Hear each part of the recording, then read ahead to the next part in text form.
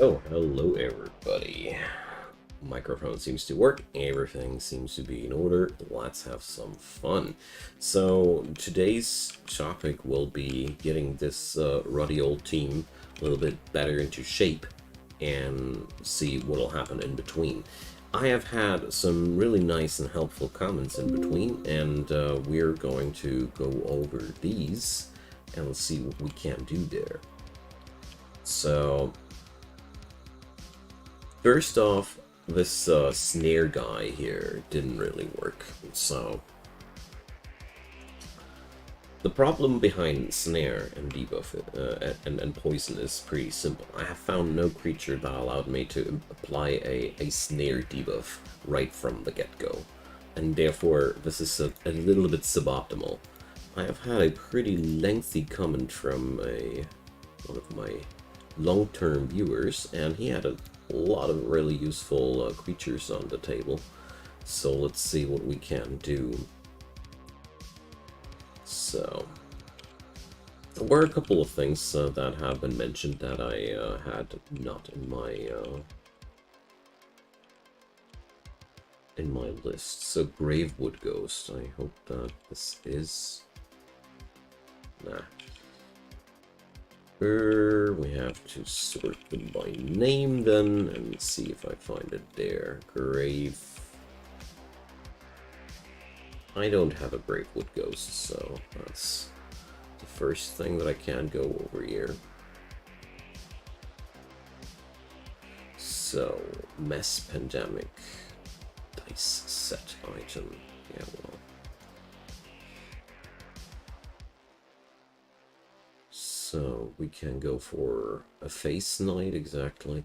So my idea was to use this this guy here, the new slot we have open there, for some defensive measures that we're just missing.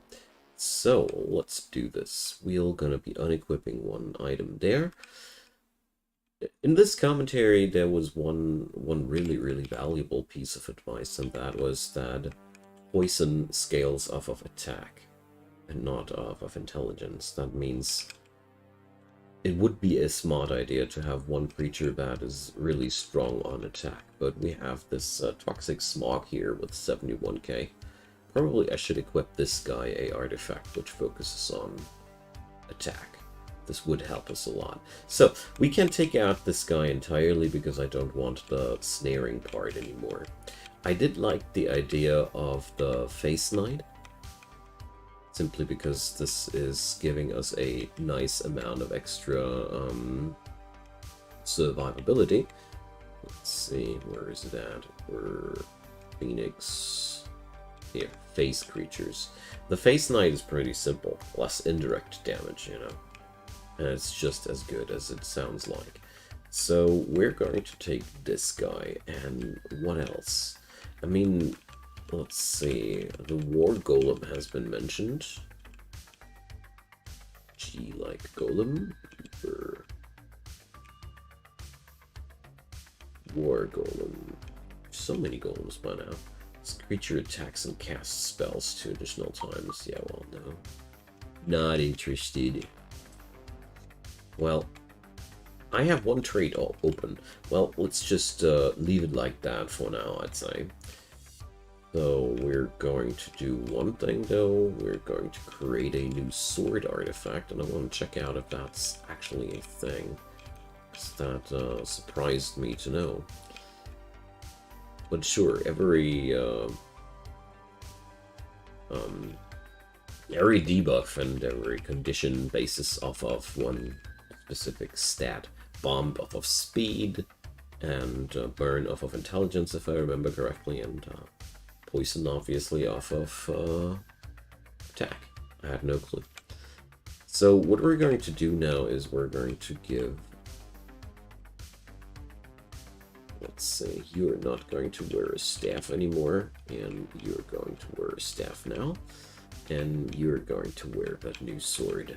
Shiny, shiny. Here we go. So let's socket some stuff into this sword. We're going to go for Well, attack defense or attack intelligence? Now we're going to go for attack defense, why not?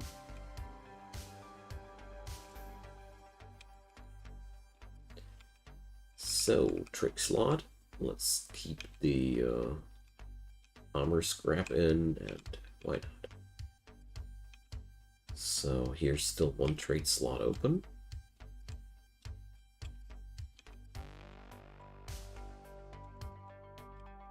Or is it? I mean, I just realized that. So this guy has one artifact with vigor, and, well, let's see, we have here fortification. So, do I have a, yeah, well, we can't do this like that. This staff can be replaced by the one with fortification. Okay, no damage done. We're able to allocate it somewhere else. Okay, so I have still 2 slots open. I have one slot open on the Face Knight, and another slot open on one artifact. So let's see. Upgrade that guy.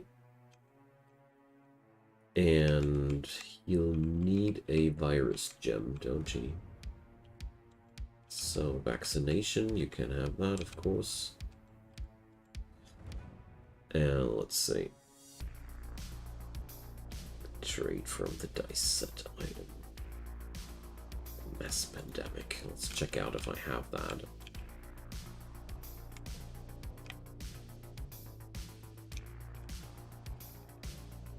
So, mad name.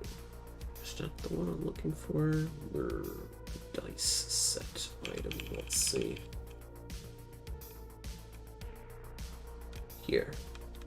Mass pandemic. After an enemy takes damage from poison, the potency of all enemies' debuffs is increased by 15%. Thanks for pointing that one out.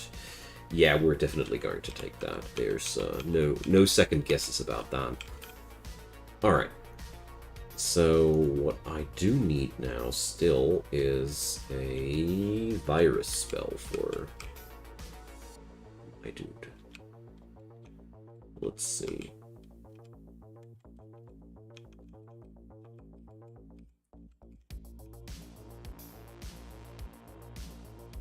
So, there we go.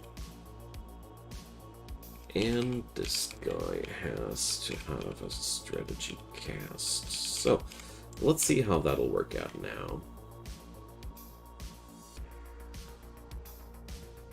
Let's go deeper, why not? But one thing I do want to go for, if we are doing this like that, we might as well make sure that the Goblet of Trials is with us. I mean, it surely does take a while, especially if you have that many if you have all the classes unlocked like I do. I really feel like the game could benefit from a feature where you were allowed to select a certain class that you want to have, but it costs you more, so you don't have to roll like an idiot the whole time. Because I gotta say, that whole rolling the dice part is surprisingly low fun. Okay, so here goes the first virus cast. So possibly... So, the comment I read had one thing there, which would... where I was torn in the with my opinion. So, the statement was, it's stronger to cast virus later, because whenever the enemy acts, the poison will be more powerful. But that's true. I mean, whenever the enemy's poison procs, the poison gets stronger. But at the same time, if I let the enemy act first on me, I don't like that. You know, it's a little bit of a double-edged sword. Yeah. Well, let's see how this will work out. So far, I don't even realize that I'm in a tier 5 instability here. Scary.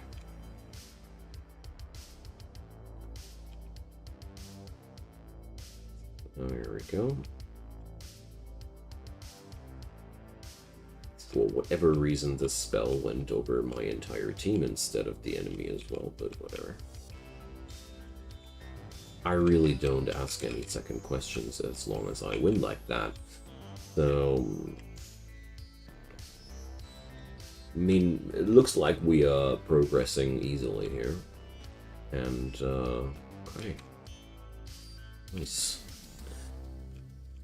The dice set item surely was extremely useful to be added into here. I mean, it blocked me from the Pandemonium Rebirth. One trait that I love to have on every team, but since I don't even have a Pandemonium Rebirth trait item right now, I don't really mind too much. They're melting. Wow. Okay.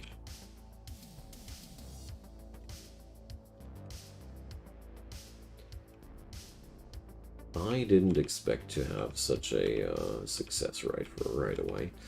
I mean, I guess what was one extremely powerful tip was the fact that I have now one minion in my team that's entirely focused on attack, which makes the attacks or the poison, the starting potency of the poison a lot stronger. Because I had no clue that attack was the stat to focus on, so let's see how far we'll get with this today. What I really want to do after this instability here is I want to try on out how fast we carve through tier 0 levels now. But so far, I gotta say, I'm really happy with how the Toxicologist plays like.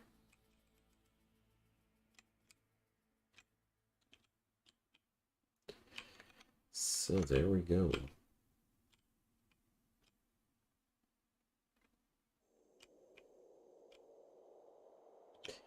So yeah, cast 7 additional times. I was like, why are the turns taking that long? Of course. Extra casts. It's one of the reasons why I actually hold back whenever I get the option to add in a lot of extra casts into my own teams, because it ends up being a convoluted mess that often. So, holy moly. Can you guys just die, please?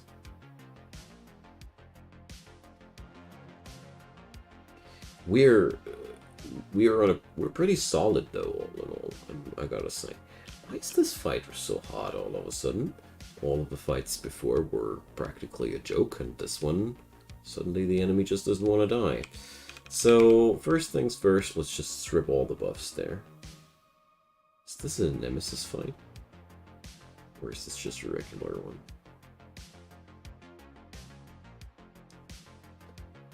So buff stripping doesn't really do anything. They get the buffs back on themselves pretty much directly.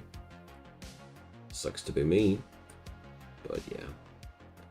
I mean, that's one really cool part about all this. It might be that the enemy is dying slowly and all that, but the poison does its work for me. It's one thing I do like about the Toxicologist a lot. Even if you are lacking some sort of way to kill those guys, can I please act once in a while? How about that? I hate rounds with extra casts, seriously. They're so freaking annoying. Because I haven't fully understood yet why I don't get to act, and why whenever... Oh, look at that. My turn's up. So let's see. I don't need to Requiem that anymore. Let's see. What a weird fight. But at least the lethal smog is now up again, and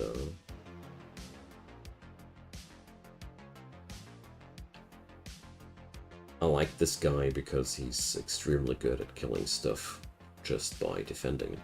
I don't know what's resurrecting these guys the whole time. But I mean, I guess they have a bajillion of spells for that. So, shouldn't you guys be taking lots of damage when I defend? No? Just asking for a friend. Holy crap. What a fight. So...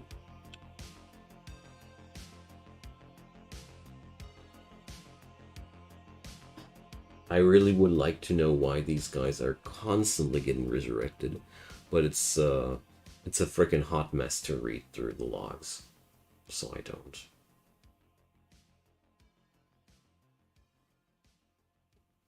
I mean, the good side is at some point they'll be out of resurrections. There is a maximum limit of resurrections, so they're not dead. They had reborn buffs. Furin, good morning. Hi there. Happy to see you. What a ruddy fight, you know. Can we finally get done with it?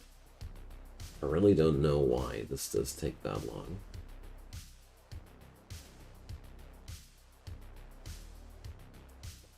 But I mean, with 7 extra casts, 11 spell slots, and 4 extra traits, everything is possible.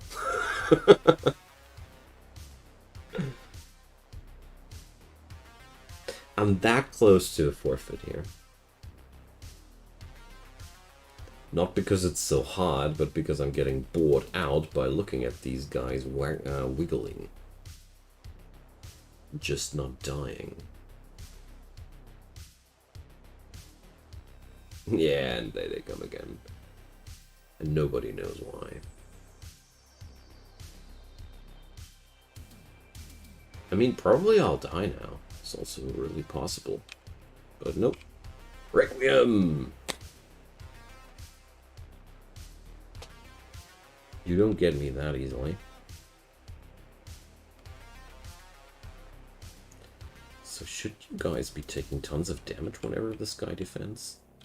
So this was one regular fight. It wasn't even a nemesis fight, but it must have been one hell of a combo of traits and spells.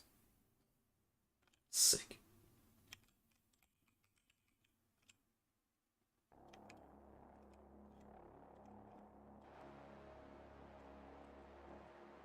Still a little bit shocked about what just happened there. Would have been sad though to die there, because Creature Master? Or did I take the Creature Master the last time already? And then you have fights like these, where you just ask yourself, why did we exactly have any problems whatsoever? Okay.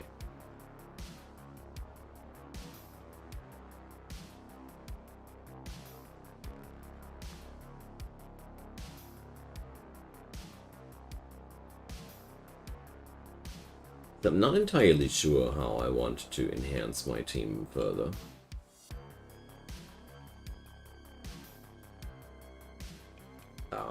Yeah.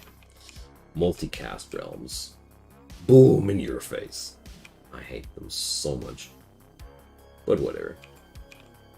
Sometimes you just die in in Instability 5 environments. And you don't exactly know why. So the enemy takes 88% less indirect damage. Let's see if we can get ourselves through that. It's basically a worst case scenario.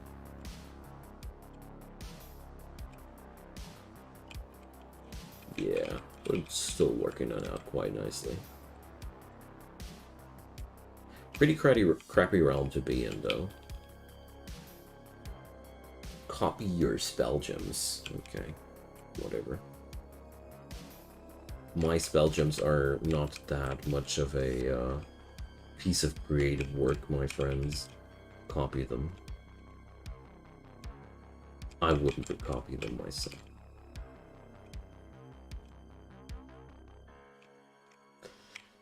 So we're grabbing some big rewards here. Oh yeah, the blessed team. Buff. buffs galore. So this stream here is also the preparation for the next class we're going to try on out. I just wanted to make sure that for one, in this stream we're going to increase on the potential of this character class a little bit, but also gather the resources necessary for the next one, you know.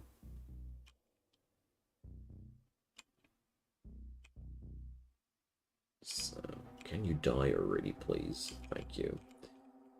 So, there. My Terra Wolves shouldn't spam Greater Dispo as a standard. That just doesn't make any sense. Oh man, it's so hard to get your team on a reliable success on tier 5 instabilities when you're new to the game, but man, the rewards, they're just that good. I mean, the list of loot is just so insane.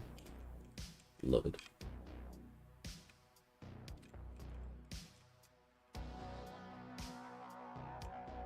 But that's looking quite nicely, doesn't it?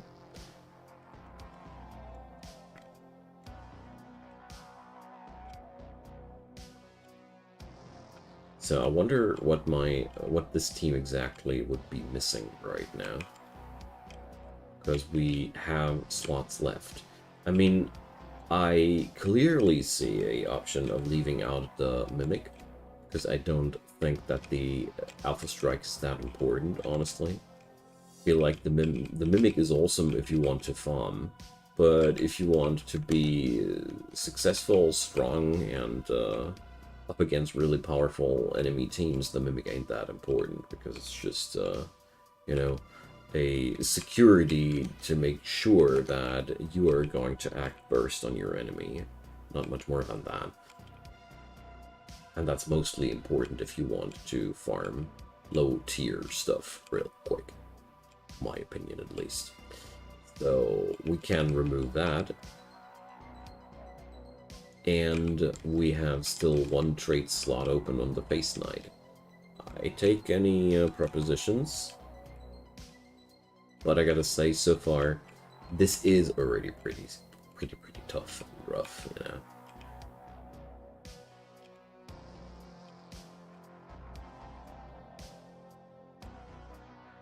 We are a little bit susceptible to debuffs and the like, though. Maybe there's something where I could add on, but I don't know if that's actually that important or not. It's hard to tell for me.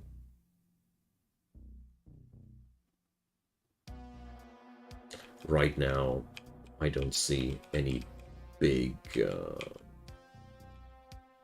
glaring deficiencies here. Not at all. Yay! Oasis fights. Ooh.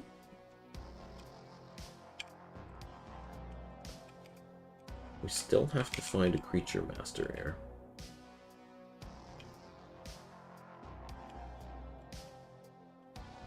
IKG, hi there. So happy to see you. Yeah, well, you don't seem to miss any of my streams, so... I already wanted to do yesterday, but my wife convinced me to play the afternoon Minecraft with her, and in the evening hours I just didn't have it on me anymore. It's so freaking warm over here. Avoid the void. Hello there. So happy to see you, man. Welcome. It's so effing warm over here, and it really shows. Yeah, Minecraft. I recently developed an addiction. Believe it or not, I haven't had the game as of a couple of weeks ago. Just somehow never went towards me. Well, I don't know whether it will make its way on my gameplay channel as well or not. I feel like it's such a hard, it's such a game where I have a hard time imagining that I could add any experience that hasn't been around yet. But It's a great co-op game, indeed. Indeed. Although I gotta say, I end up spending hours of doing pretty meaningless things, like making a nice storage room, a nice looking storage room, and you know, these things can sometimes escalate quite quickly. Having played Minecraft, did you see the RDX beta they have? No, no. I'm not exactly sure what you're referring to right now, I'm sorry. I mostly went into Minecraft because my kid seems to love it. He's 4 years old and he saw it on the television. And I figured it's a great game to pre-hype him a little bit for because it's you know, it's good for the creativity.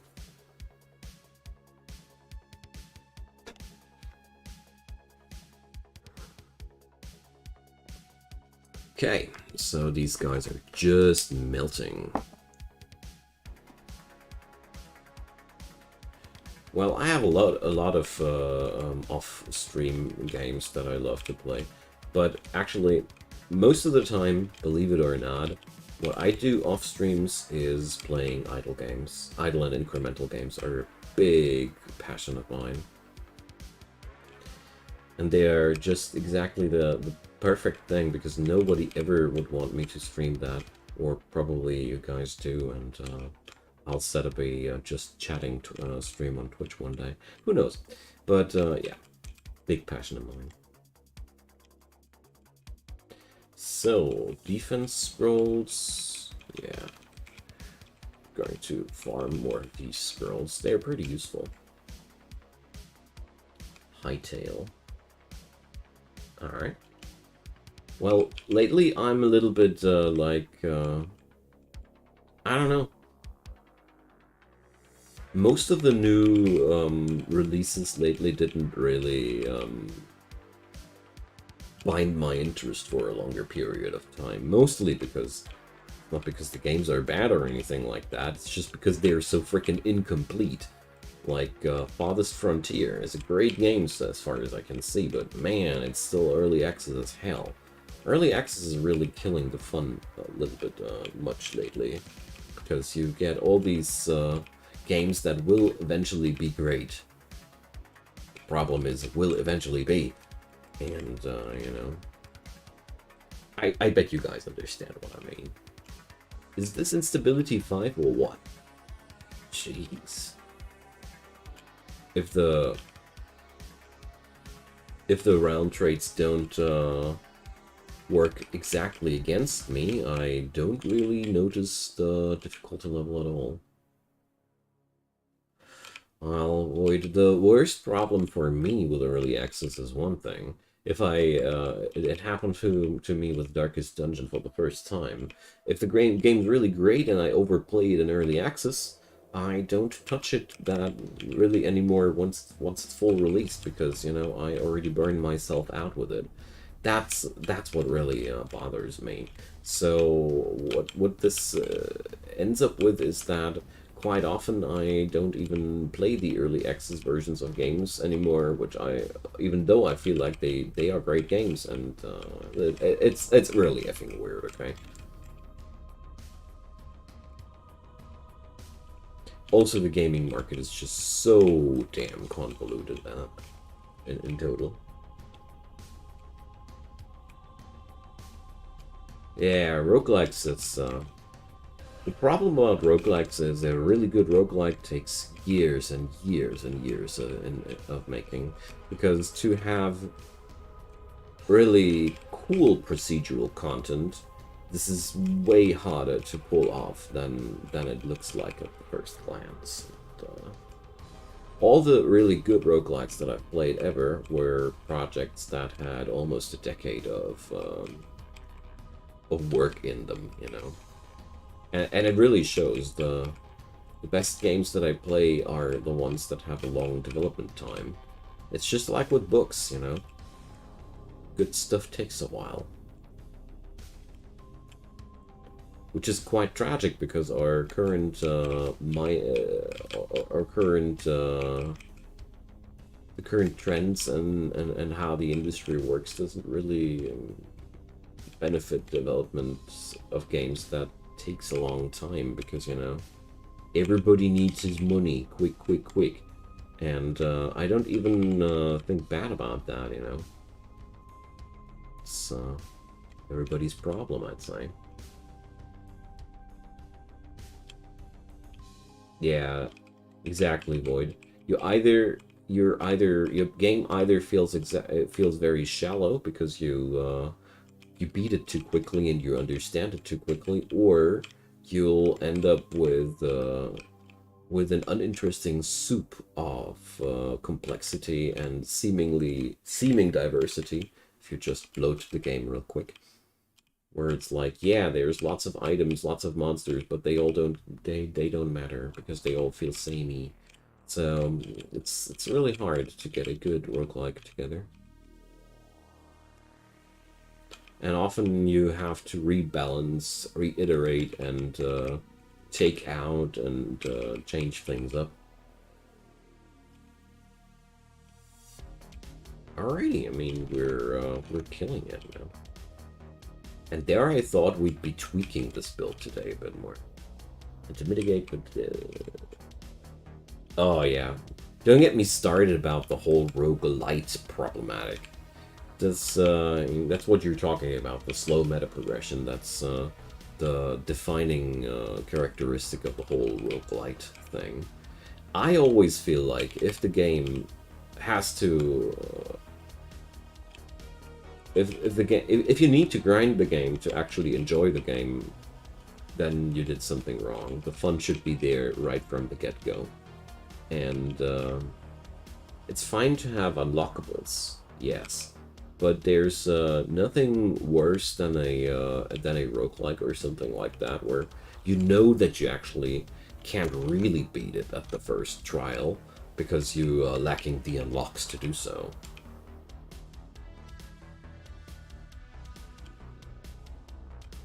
You know, some games are just like, yeah, I can't really progress past this and that because my creatures are not strong enough, or my character has these and those unlocks still to do, and so on and so forth. It really sucks. Why are you guys not poisoned? So it looks like I do need a yeah, okay, a repoison spell. No, I don't. They just took a turn to get poisoned again. Alright, so looks like these suckers are actually able to tackle my team. Okay. Comes as a bit of a surprise to me, but fine. Who knows what the hell was going on in that round again. So, what's definitely showing is that a damage overload is cracking up my team quite often. If ever anything cracks up my team, it's a damage overload situation. I mean, I should have resurrected that turn before instead of doing damage. Sure, could have avoided that, but the statement stays the same. We're being cracked up at times, so I really have to consider what kind of sustain mechanics I could get in there. There was another spell that just ripped apart my entire team, as I saw there. Amaranthines, they are life creatures. So, what does my wallet say? 200,000 brimstone. Oh my god, I'm broke. I really am.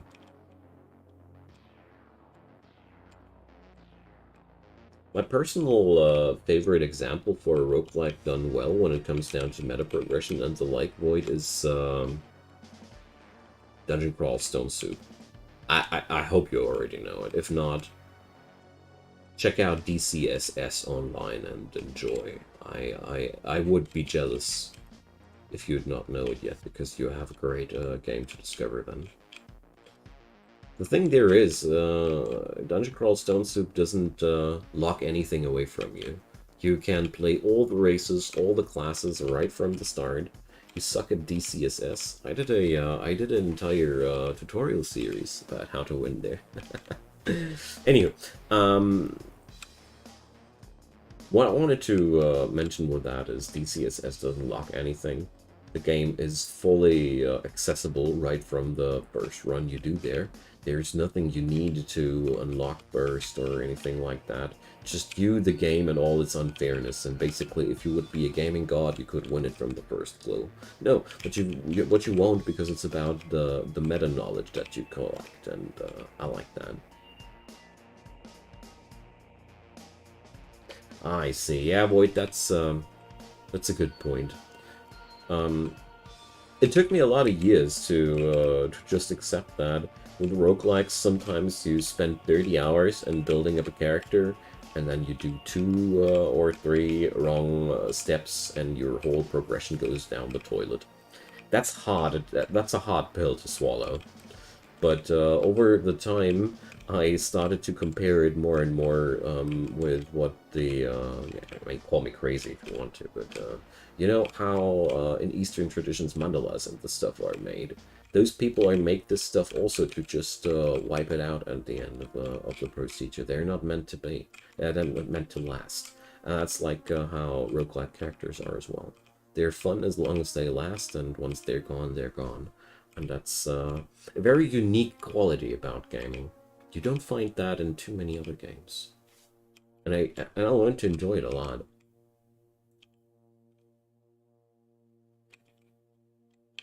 Well, I'm always happy if I find games that allow me to invest a lot of time in them, honestly, Void. But if it's something where you have to invest time before you are allowed to get into that content, it really sucks. MMORPGs are a typical contender of that. I tried to play Final Fantasy XIV. I tried to like it. I really tried, but after forcing myself, or no, after forcing the base game and 2 add-ons down my throat story-wise, I have wasted 2 weeks of my life hating that story like nothing else in my life. I get blood pressure whenever I think about it because it was so terribly bad. And there was the chorus of fanboys chanting, "But the story gets better the longer you play." I haven't felt anything. I was at the 3rd story pack when I laid it down. I was like, okay, so you guys don't allow me to play the content I want to play because I have to grind through bajillions of stupid story quests that aren't even fun. Yeah. I mean, that's the poster child of locking a player out of the content he wants to play. It's typical for MMORPGs. And I guess each and everybody can decide for himself where he likes to suffer gaming-wise, but for me, that was just more than I could take. Genshin Impact? No, I haven't played that. I always only saw that on the list of games.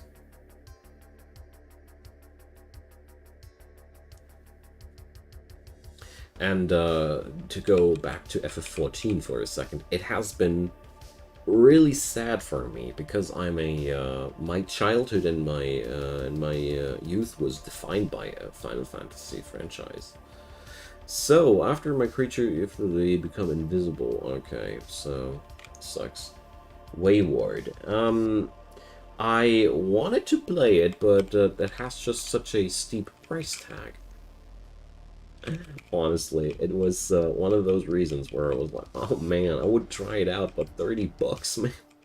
30 bucks. And when I read the reviews, I was like not convinced anymore that I'd really want that, you know. But I would have tried it if I would be not chronically broke like that.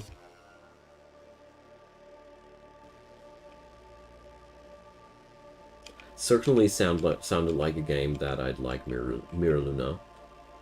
So, whoopsie, what did I find there? I have clicked away something good. I saw it. Damn. Whatever, we have slain Katarina.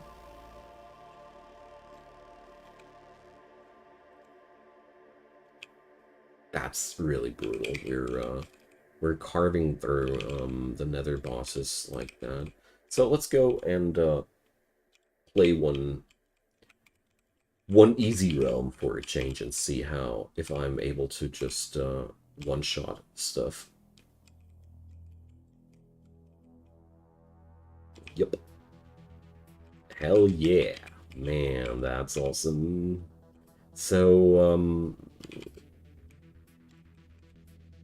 I'm positively surprised about the Toxicologist.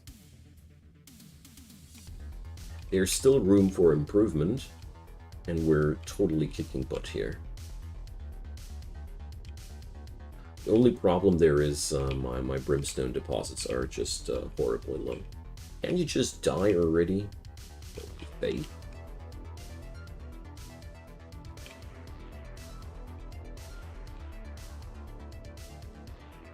Alright, so we got that. Crazy.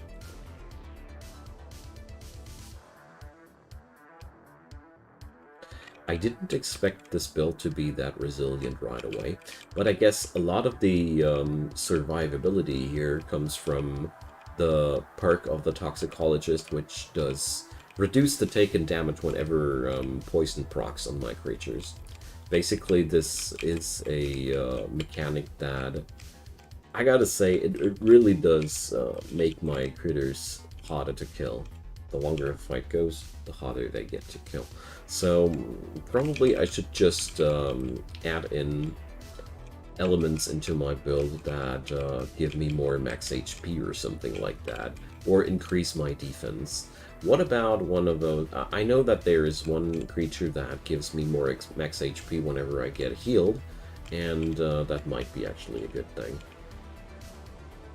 So my critters can stack up on HP a bit. French Ferret, hey there, first world Insta-5 problems. Yeah, I know, man. Yo, Spipe. I know that name. I guess from Twitch, isn't it? Extra traits and multicast are vicious, yeah. Especially when, I think you're referring to the realm traits. The multicast and extra traits were the one that blew me up. When I got blown up, it was that. I hate about multicast that it's just making some spells absolutely ridiculously bonkers because it knows no balancing.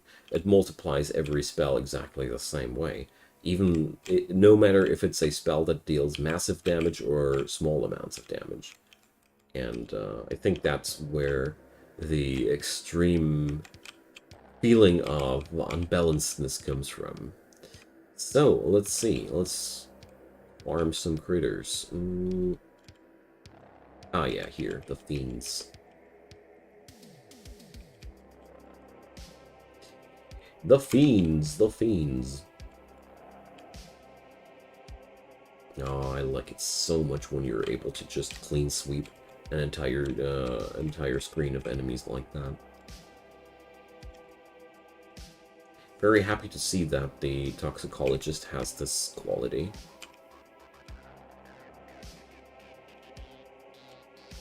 Because that's just what you want to have. Stop miscasting Mimic.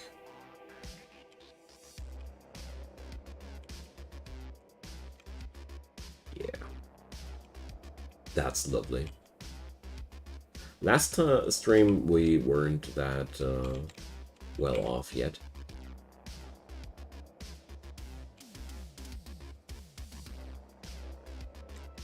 I wasn't able to farm it out like that last time.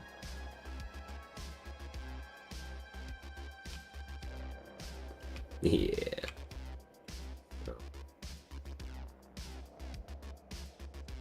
I like to do this, by the way, also to fetch myself new resources.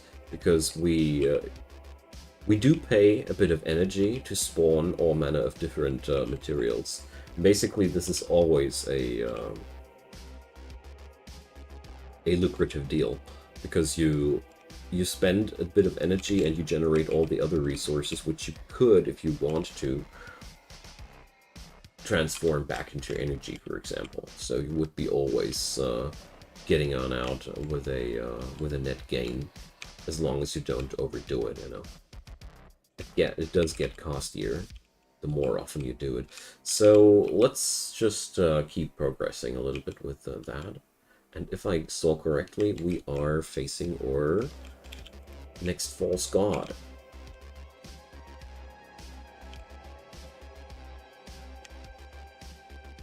The false gods are a lot of fun. I love them. They are so cool. Mostly because you get not only the anointment rewards, which are terrific in every aspect on their own, you know. Getting to use perks from other classes is just awesome. But it's also that, like, you get the ever-increasing selection of stuff in the guild shops, where you get access to spells and creatures that you normally don't get. That's what's exciting me a lot. False God takes less damage. I don't care about that. I'm a scaling build. I think that's one of the best parts about being a toxicologist. It's the whole scaling aspect. You're just constantly getting stronger. Every turn you're getting stronger because the enemy's poison is getting stronger. This is really awesome. So False God is immune to spell damage. I don't want that. It's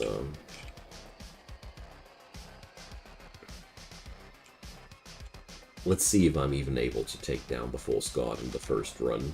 We'll see about that.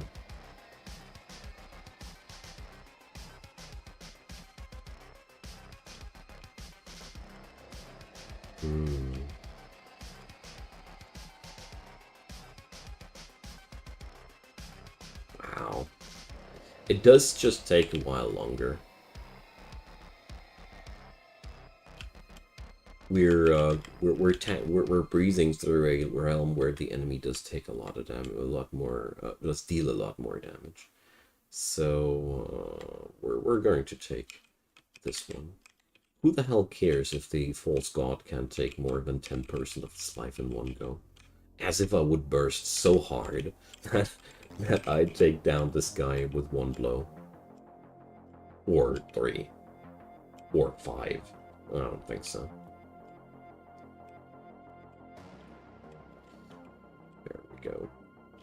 Oh, Mr. Familiar Master. So...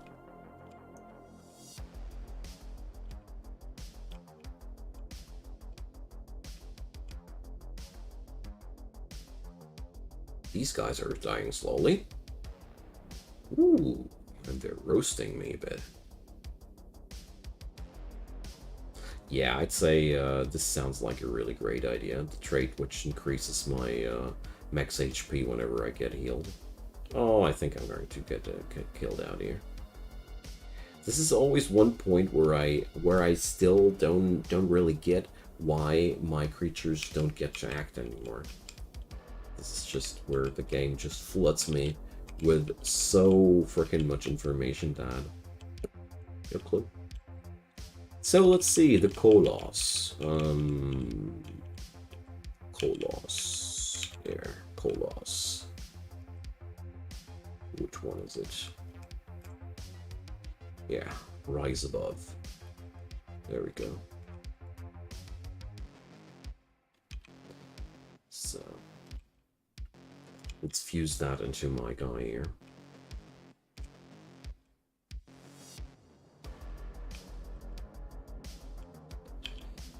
So, I do have a handful of creatures by now summoned. So here goes Kolos Doombringer.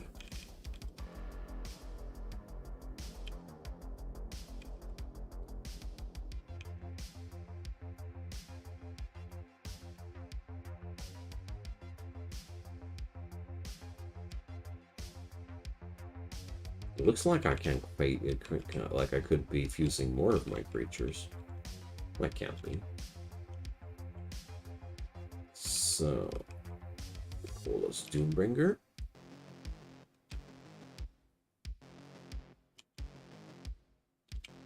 And let's remind ourselves of equipping the virus spell.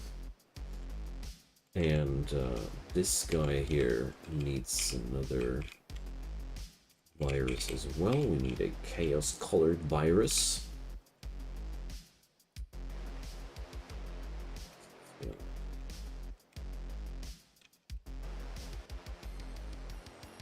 We could also enchant our spells a little bit more.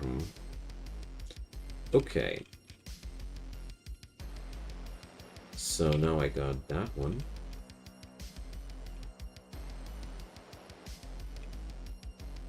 So yeah, there are even still fusing spots left on my build. These two guys aren't fused yet. Oh my gosh. I haven't tried Engineer yet, Erlens. That's actually the next one that I wanted to try. So... let's see how the Colas works on out for us. I feel like this could be a pretty cool thing. Oh, not less indirect damage. Because I feel like this should increase my longevity for that build here.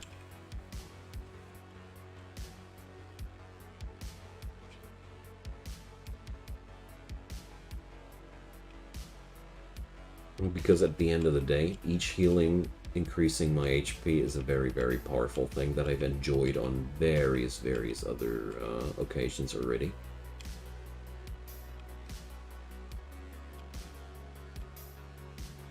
There we go. Let's see how that'll work out. Oh, the loot. Tier 5 instabilities are really great loot-wise because you gain that much more socketing stuff in there. I personally think the most important and valuable thing about higher tier instabilities, and that's tier 3 and above, is that you gain that much crafting material there. This makes your builds a lot more versatile and a lot stronger, because without it you are going to have a lot less trade parts, trade materials, so... False God is immune to spell damage. I don't want that. Did I miss a False God thingy there?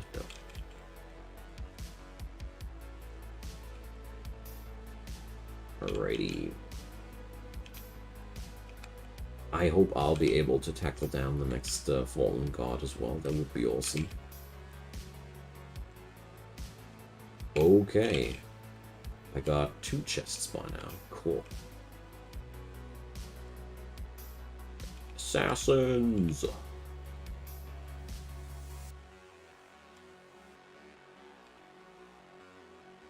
They die rather slowly. Gems sealed after casting. Oh gosh. No, Julian, I haven't found all of the creatures yet. Because a big portion of these are, first of all, very rare. The exotics, for example. They can be only found if a exotic portal spawns on the map, and there's quite a lot of them. And there have been a lot added into as well. And the other thing is, I haven't finished the guild leveling yet. There's a lot of creatures there as well. And I haven't ascended my character classes yet, so I haven't unlocked all the god summons yet. So as you see there, there's really, there's still a lot of stuff to do for me.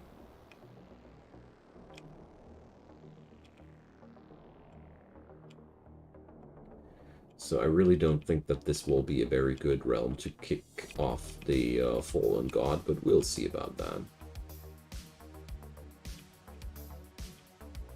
I mean, if I remember correctly, the last Fallen God that I took down with this build also was in a realm where I got spell sealed. So it's Bloodstalker skin. Yum! I love skins.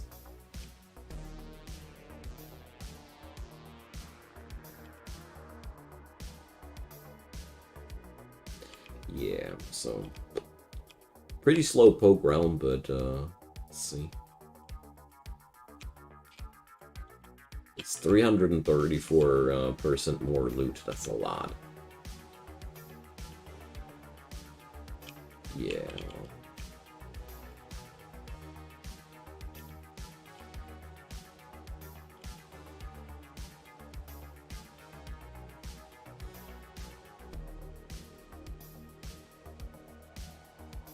Pretty annoying that I can't recast my spells, but it doesn't really matter insofar that my perks increase the potency of the poison whenever the enemy acts. So, yeah, I won't be able to cast my spells too often. That's not how we win the fight in the first place, so it's okay.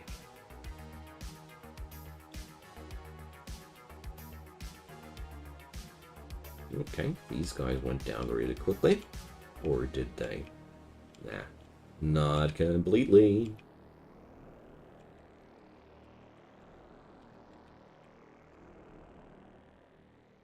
There we go. Quite amazed about how fast I get through the T5 instabilities with that build. That's one big point for speaking for the toxicologists so far. It's quite a fascinating amount of versatility and firepower there.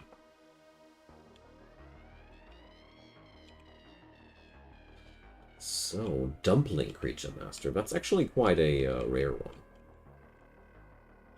Ooh. Poison is really kicking in hard. Okay. I thought this would be harder.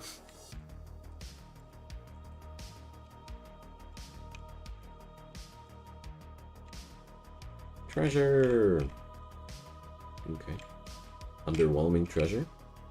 Regular treasure chests are more valuable. Okay.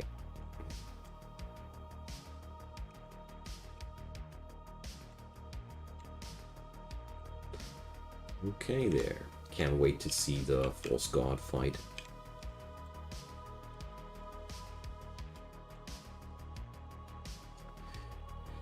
Yeah, that means there's still 2 more traits available for me here. That's pretty cool. Didn't expect to be that lucky. But as it seems right now, I'll be reserving these traits exclusively for survivability, because seriously, we don't seem to need that much more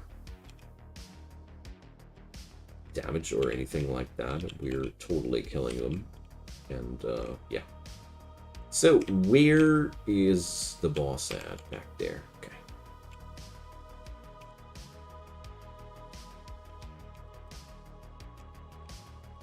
Nah, of course. Has to be a mimic.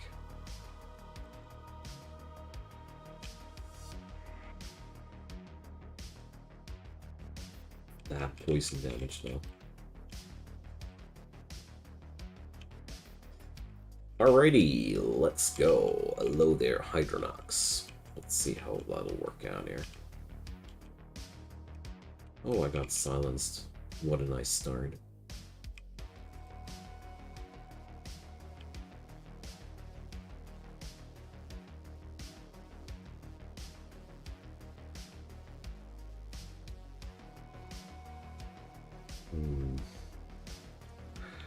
Pretty roughed up for the first turn.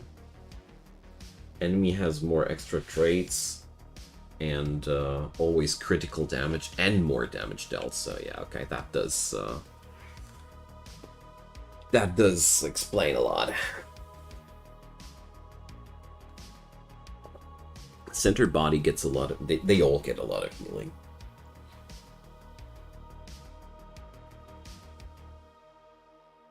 Let's see how that'll work out. Budget Exodia. Okay. You meanie.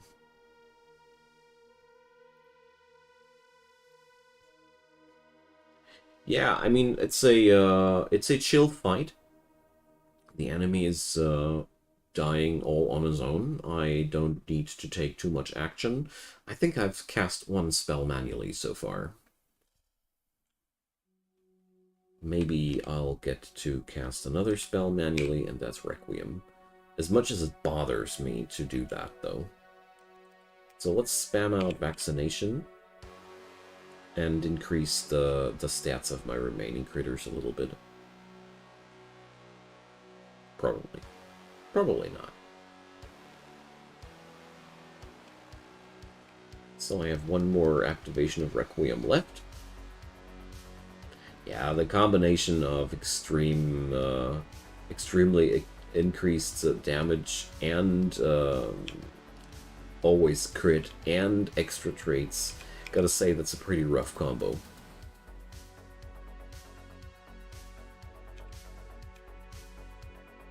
But so far, we're not dead yet, you know. Let's spam out the Vaccination a bit, because that's increasing the stats of my creatures. Greater Dismal, why not? Strip off some buffs of that dude.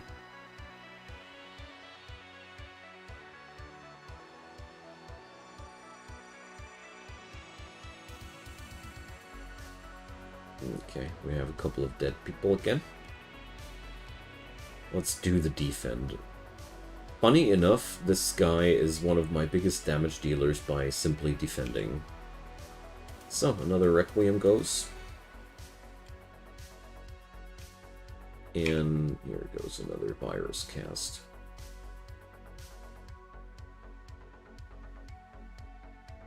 Okay. Because this guy has the skill to trigger poison whenever he's defending, so... Let's Requiem or Big Plague Doctor one more time. He is quite important, you know. Let's put some vaccine on us.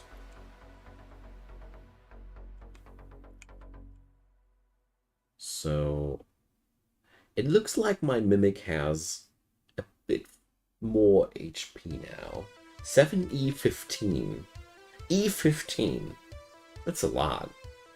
Like, E6 is a million, E9 is a billion, E12 is a trillion, so this guy has a few HP now. Why? How did that happen?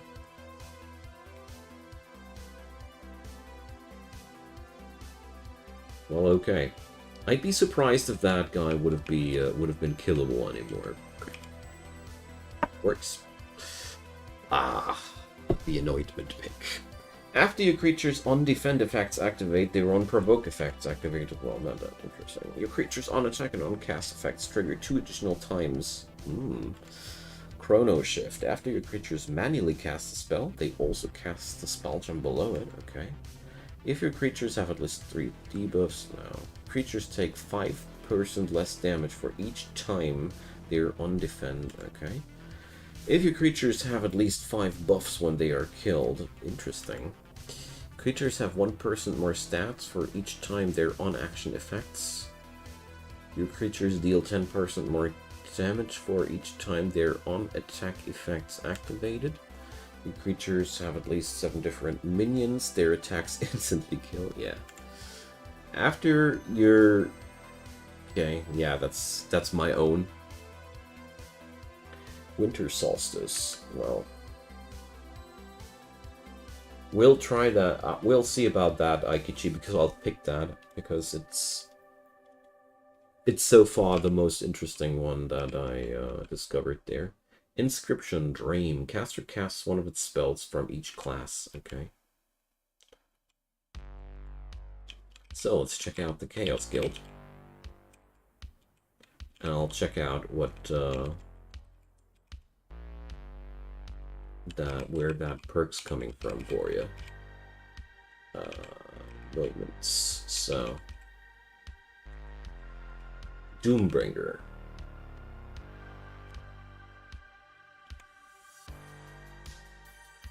Dad's Doombringer.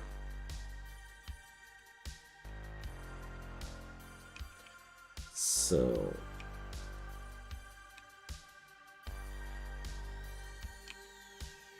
Let's hunt some more stuff. So Chaos Guild it was, right? Right. Eldritch Grimoire. When one of your other creatures dies, this creature casts one of their spells 2 times. Wow, that's amazing. If you have a combo that's aimed to work around creatures dying, this is just... ow. So, Blow Mind. Enemies take a small amount of damage, plus 20% more damage for each time enemies have cast a spell in the current time. Okay. Krampus. Your devil creatures share their innate traits with each other. Okay. That's a lot more powerful than it sounds like at the first glance. So let's see. We have reputation levels in the double digits here everywhere. This guy not. And this guy not. So let's do the next bounty. So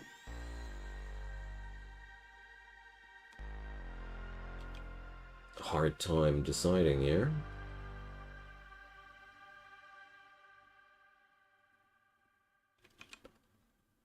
But, well,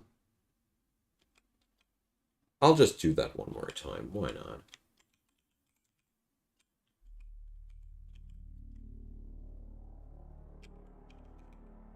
Oh, Prophecy. Win battles in the arena. Well, whatever. I'm not going to get that. Hey, Kage. Hi there. So happy to see you. I've already went through the stuff out of your commentary there. You wrote me a really lengthy and helpful comment, and I used the stream to work on over it. Happy that you're around, so we can talk a bit. So sadly, a couple of the things you have mentioned I haven't had available for me yet. That one ghost you were mentioning right at the beginning, I haven't had that one. The dice set thingy I had though, it really helped a lot. And I especially wanted to thank you for the pointer that poison is actually scaling off of attack. I didn't know that. Or, well, I kinda know it, but I didn't take it into account when that this would be how it would work mechanically. Gravewood Ghost, yeah. Badly don't have that one yet.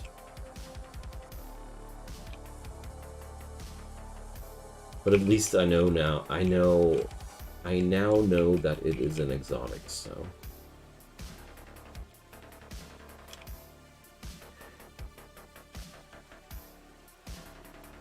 So there's still a little bit of room for improvement.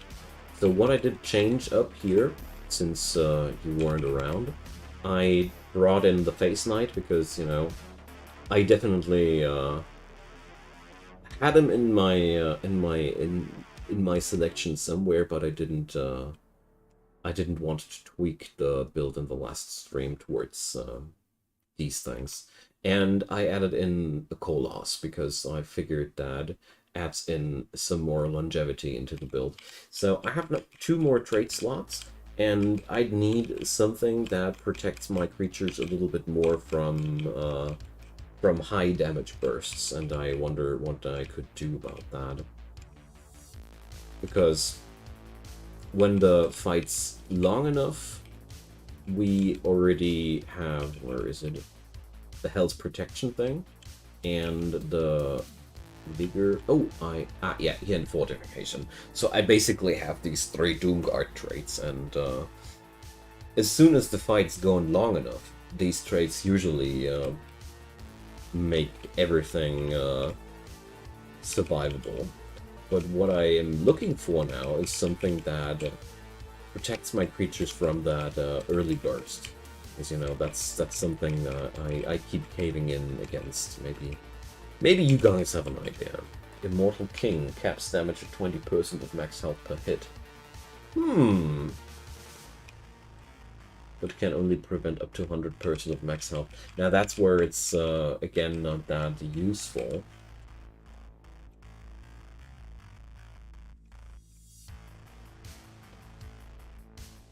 but we had one Force God fight a moment ago with a whopping amount of 7e15 HP on one of my creatures. So, it works out.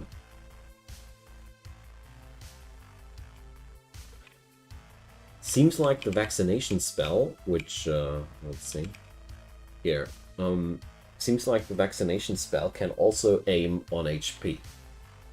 If the lowest stat is HP, it also increases HP. And turns out I had enough potency to give that Mimic 7e15 HP.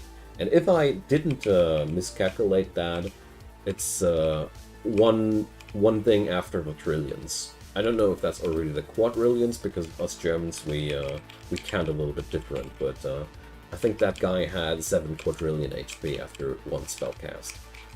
Nifty, eh? But we have to survive until then, of course. That's the problem, I think. So, my dear fiends, go on over and get farmed.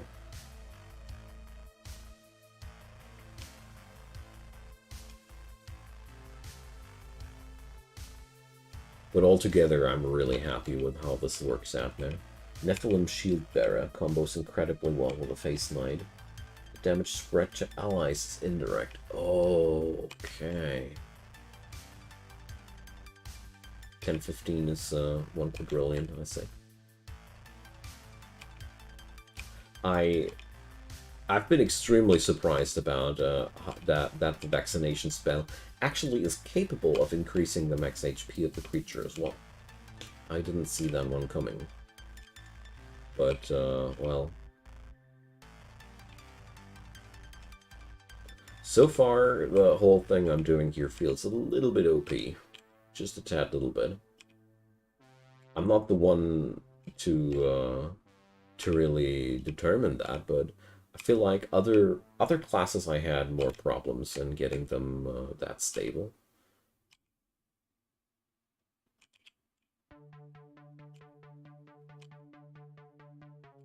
Yeah, Erlance, the mind flayers are really weird. Valkyrie. I'll check that out too. Because it's pretty obvious that we only need defensive traits for this build. Which is amazing, because that's what I wanted to say right now, a moment before.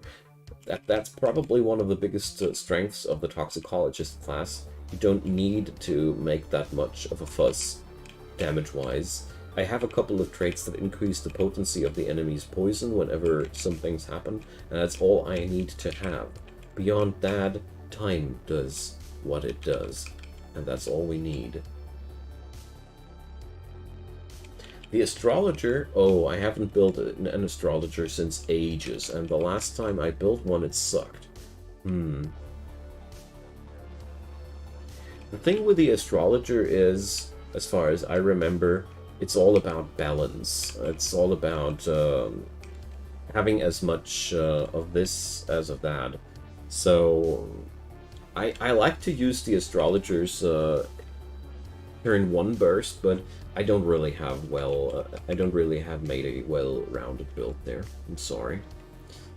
So Valkyrie Knight. This creature takes 50% of the damage in place of your other creatures from attacks and spells. I get to summon that guy.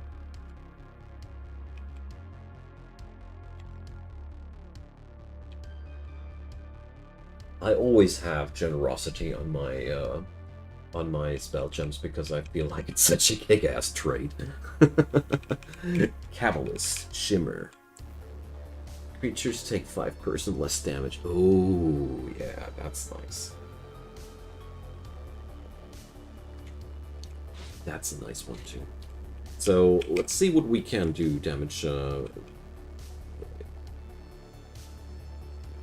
That's sick, yeah. If I would have had that anointment, I would have put it into standard as well, because we seem to build very similar, Kage. I also have generosity basically on every spell which I happen to use. Not by default, but if I had a Shimmer, I would default it a lot more. For sure. So, let's see.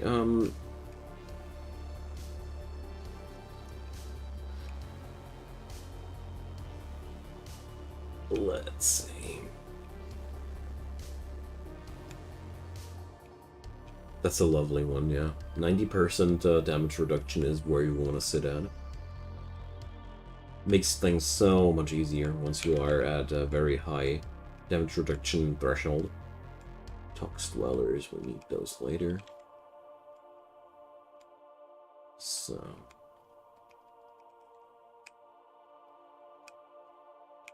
looking for races that are about damage prevention and the like.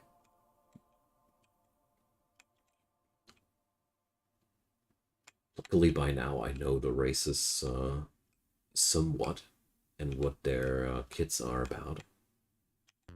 Trait kits. Rift Dancer.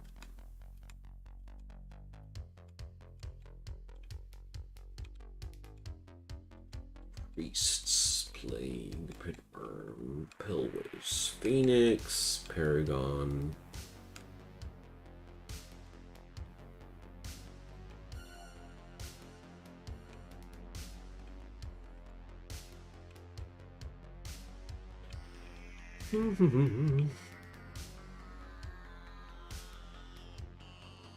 Nephilim. After my creatures take damage, your other creatures take damage as well, yeah. That would be an option as well. Especially since we have the Face Knight already. Just want to check on out if I find something else here.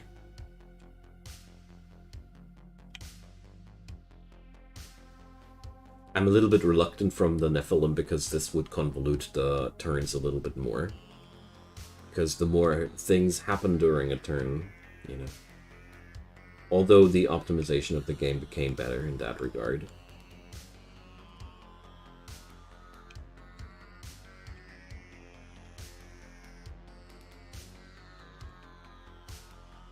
So, the golems, they are not about defenses. Giants.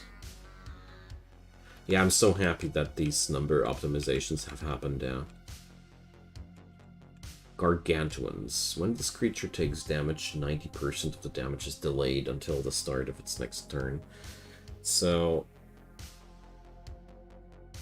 that would be also a combo. The Sturdy Gargantuan in combination with the Nephilim Shield Bearer.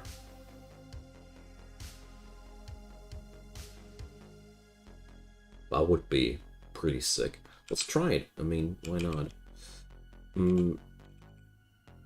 But, yeah, well... there's one problem with that.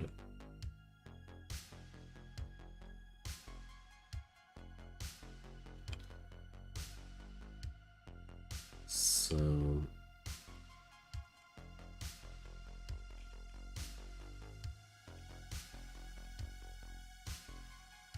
we would need to fuse the Shield Bearer and the Gargantuan together. That's one really can force most of the damage onto the Gargantuan and it will be very resilient. Yeah, that's why I wanted to get the Nephilim dude there.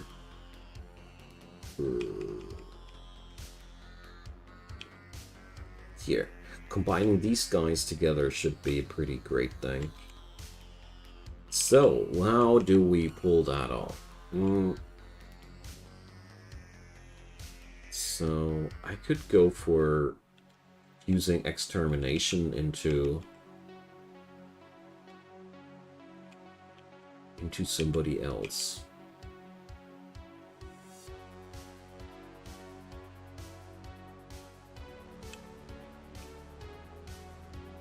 Oh.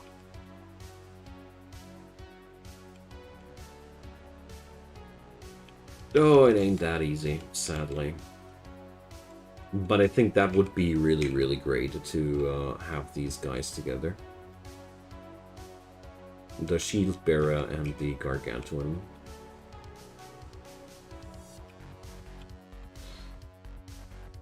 So, let's see. I want that Lethal Smog, but I want him to be fused with something else, I think. Or wait a sec. He's not fused with anything yet, so...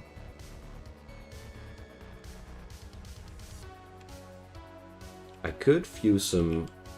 I could fuse these guys together. It should actually work. Yeah, let's do this. That's actually the easiest way to do this. So, the lethal smog and the toxic smog go together into one creature now. Boom.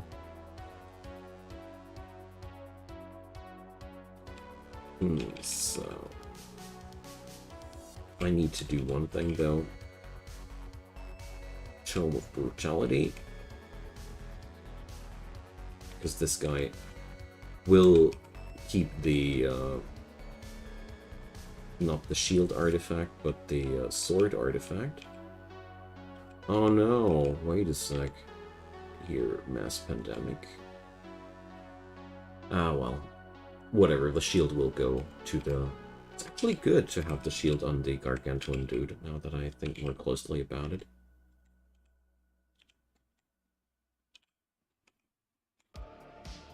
Here. So, there we go. And this guy can take the shield, of course. It's no problem. It's actually quite good. So... Do we have a virus spell there? Is it worth to get those base stat increasing scrolls? If you want to focus into... if you want to really get the last little bit out of your combo, yes. It's amazing. The thing here is, which the game doesn't really tell you well there, is these are base stats. That means if you get these, you increase your gain per level, so to say. Your creatures will gain more stats per level for each scroll you apply there. You can only apply a total of 15 there.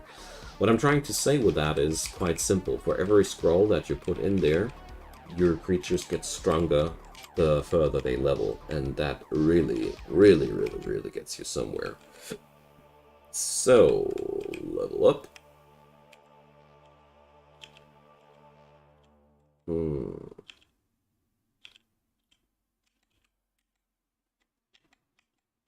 Where is my dude?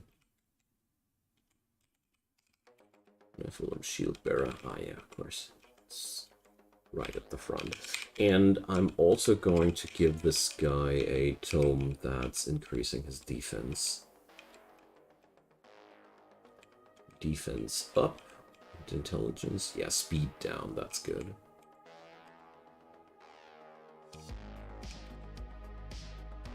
Wait a sec, I just messed it up.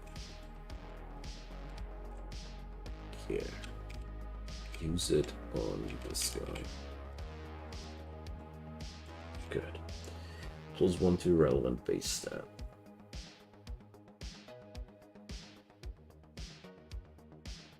It's a huge change once you apply all of the all the way up to the cap, and once your creatures have a really high level. I just wanted to state that. Because at the beginning you don't really notice it, but the longer you take it, or the further you take it, the crazier it'll get. But it's a huge investment, you know? It's really a huge investment, so... You really gotta know what you're getting yourself into.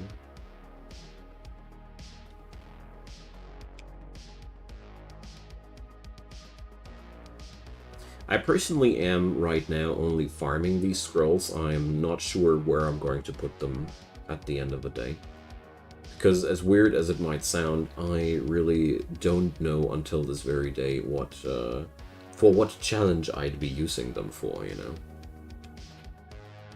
There's just this is one big problem about Siralim in general, that it's one of those games where I really don't know where the big surprise, where the big challenge is at the end of the run.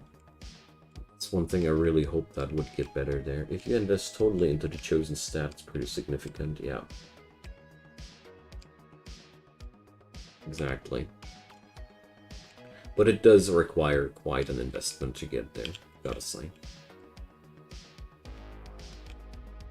Because you have to grind for those scrolls quite a while, and you need them for every creature. You only get 3 of these each time you do one of these missions. It surely does take a while. So I am on a bounty, am I? Yeah, 522. Nice.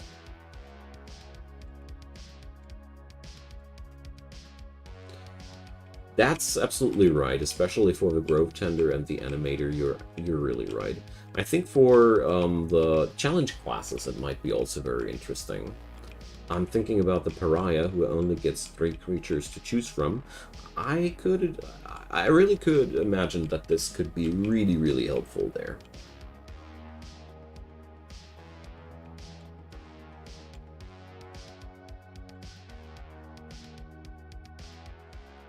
Yeah, so let's see. It's hard to say if these guys are dealing lots of damage or not.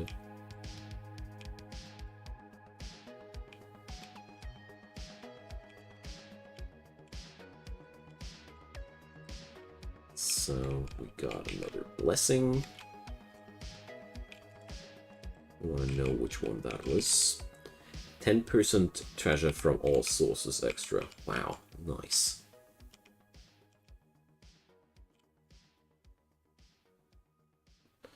But what's inside the Nephilim Shieldbearer by default is a statement of all your creatures take 50% less damage.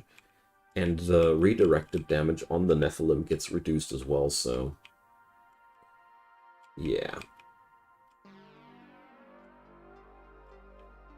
Still, one spell cast annihilating my entire team there. Ah, yeah, okay. The Dawn Crusader. It's also a pretty nice pick there. I do like the combination here of the Nephilim and the Gargantuan, for real. Because that's shaving down the damage my team takes by a lot.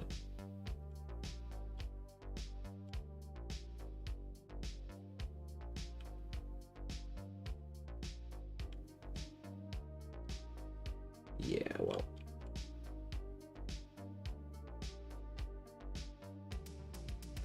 Enemy does take a while to die, though.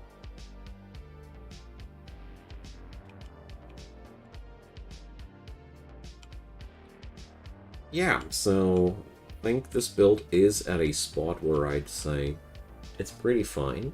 We can amplify it, of course. We can make it better as well. And I am totally interested in trying Ascension as well, because I feel like this, with a few tweaks, this might be actually eligible to go through the Ascensions as well. Who knows? But from what I see so far, this is just strong enough to stay like that.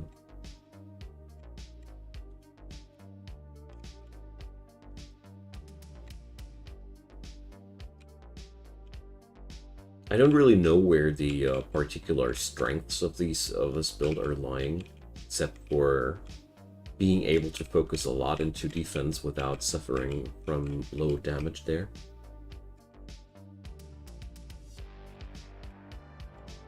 Well, Kage, that's the funny part about that. You survive. You win by surviving a lot with the toxicologist. I haven't seen that when I started out with the build, but as a matter of fact, you know, the longer you survive, the more lethal it is for the enemy.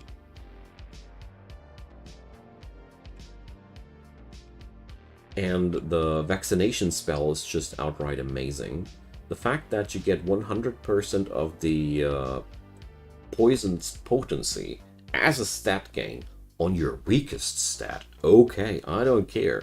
It still says that I can transform the potency of the poison into a stat increaser, which is amazing. You don't have that luxury on all the different specializations.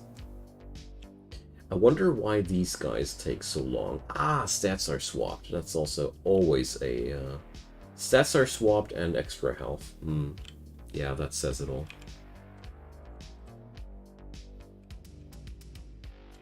That's not my spells.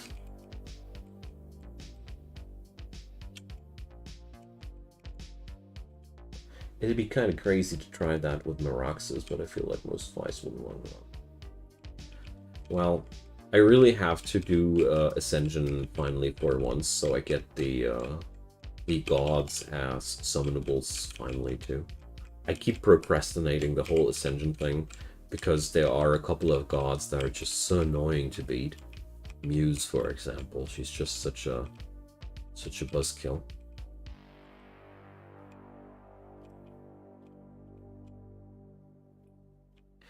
But I think these guys are strong enough to give it a try. Lux Gambit might have been cast. 3 rolls all ethereal spell gems. Yeah. Must have been something like that. I know that a spell like this exists, and it's also not the first time that I ran into that. Since you are a connoisseur of ethereal spells just like me, I do understand why you dislike it just like me. Screws up a lot of my strategy quite easily. Wonderful. We're really kicking that. So, one thing that I already know for sure, the toxicologist will have a will have an important spot in my specialization list for the sake of farming stuff. Because when we were playing tier 0 instabilities, this guy was really reliably turn 0 one-shotting stuff. And I like that. Well, if you want to play around a race that's just dominating the game for you and you don't want to have any further problems, just try the Diabolic Horde's IKG. It's a little bit how to call it? It's not that complex or difficult or anything, but if you stack up enough Diabolic Horde creatures, you will end up with so high stats that you'll be able to just kill everything. Yeah. Tribalist Diabolic Horde is extremely fun. But the Tribalist also can use the Imlings and Imlers. That's also one thing. I haven't tried that out, but I'm pretty sure these were specifically made for the Tribalist. And I always wanted to do something with Centaurs or Waspids, because I felt like they had a pretty nice synergy potential. But Imlings and Imlers, I'd say, are specifically made for.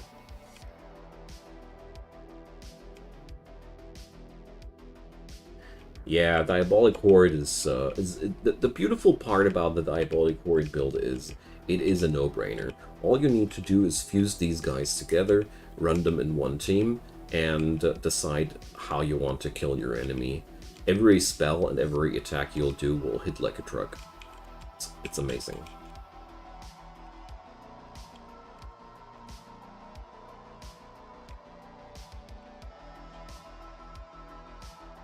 Okay. Saw your other side videos. Oh, hi there. Pippin, welcome. Happy to see you. Well, I haven't played other side for a pretty long time as well, but I'm happy that my video was helpful for you. Oh yeah, the Uralas. They weren't around when I played my my Tribalist for the first time.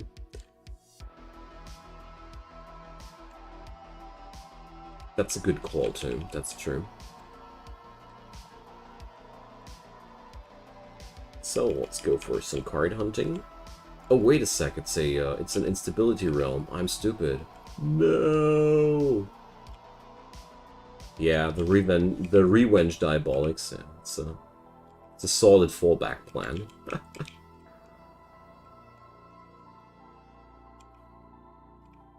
And I do understand why you use it as a fallback strategy, because I personally felt it was super dull, like, playing these. I don't know. It's not like it's bad or anything, it's just not exciting, because you just, it's so one-dimensional. Yeah, one-dimensional, that's the word. It's just like, herder, I'm a stat ball, and I'm gonna squish you. Can be fun too, though. Alrighty, so going to tune out for now because I need a break, and I feel like I have achieved what I wanted to achieve. Thanks for your helpful advice, Kage. Really came in super handy in making this whole thing a lot more resilient. And well, I don't know what it's going to be next time. I need more brimstone, but there's a good chance that I actually have enough brimstone already if I use my transformation table. We'll see about that. The next thing that I wanted to try out was the engineer.